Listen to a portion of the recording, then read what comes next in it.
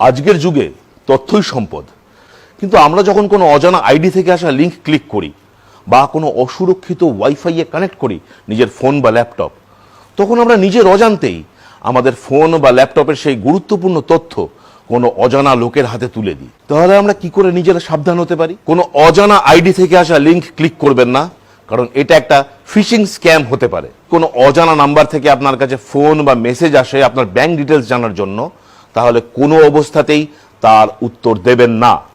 Password ব্যবহার করার ক্ষেত্রে সতর্ক থাকবেন। সর্বত্র এক পাসওয়ার্ড ব্যবহার করবেন না। পাসওয়ার্ড ব্যবহার করার সময় মনে রাখবেন, আপনি যদি অ্যালফাবেট, নাম্বার এবং সাইন মিলিয়ে ব্যবহার করেন, তাহলে হ্যাকারদের পক্ষে সেটা ক্র্যাক করা খুব অসম্ভব হয়ে দাঁড়াবে।